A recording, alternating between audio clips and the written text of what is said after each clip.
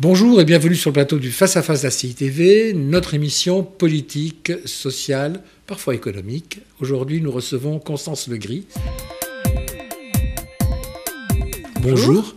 Je suis un peu gêné parce que en fait, votre nom s'écrit Le Grip avec un P à la fin qui sonne bien. Vous êtes députée européenne. Absolument. UMP. Députée européenne UMP, élue en Île-de-France. Par ailleurs, j'ai des responsabilités au sein de ma formation politique, l'UMP, puisque je suis secrétaire nationale en charge de la politique commerciale européenne.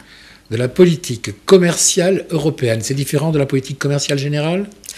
C'est bien pour spécifier qu'en matière de politique commerciale extérieure, donc de négociations commerciales extérieures, et cela depuis l'origine de la construction européenne, c'est l'Europe, c'est l'Union européenne qui a la compétence, qui négocie au nom des pays européens dans les grandes négociations commerciales internationales. Voilà ce que veut dire la politique commerciale européenne. Donc vous êtes au cœur du problème actuel, au cœur du débat actuel. J'essaye d'avoir effectivement quelques idées, un regard sur les thématiques importantes d'aujourd'hui. Effectivement, l'Europe dans le monde, la mondialisation et toutes ces questions qui intéressent et quelquefois angoissent nos concitoyens.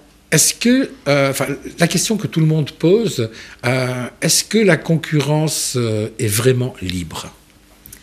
À l'intérieur de l'Union européenne ou dans le monde ? Dans le monde. Alors, est-ce que la mondialisation, c'est pas un vaste pipeau ? Voilà, pour parler très clairement. Non, la mondialisation, ça n'est pas un vaste pipeau, c'est un état de fait. La globalisation des échanges, la totale interconnexion, interdépendance de nos économies, c'est un fait.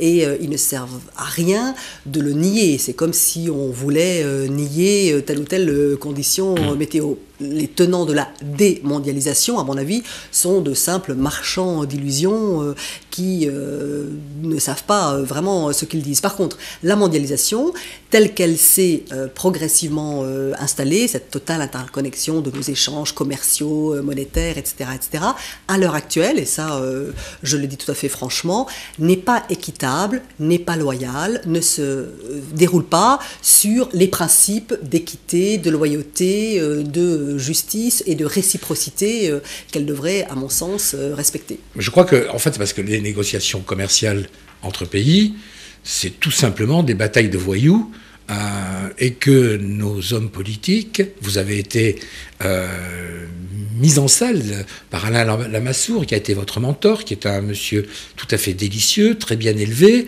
mais qui n'est pas prêt à une bagarre de rue. Alors, c'est vrai que les négociations commerciales sont le reflet des rapports de force qui existent dans le monde. Des fois, il faut coller une baffe à l'autre, c'est clair. Par rapport à des grandes puissances économiques et commerciales telles que les États-Unis, tels que les pays émergents, qui pour la plupart d'entre eux sont d'ailleurs largement émergés, la Chine, le Brésil, l'Inde, etc., il y a nécessité d'avoir effectivement des positions fortes, des positions de négociation fortes, déterminées, basées, je dirais, sur les nécessités de défendre nos intérêts.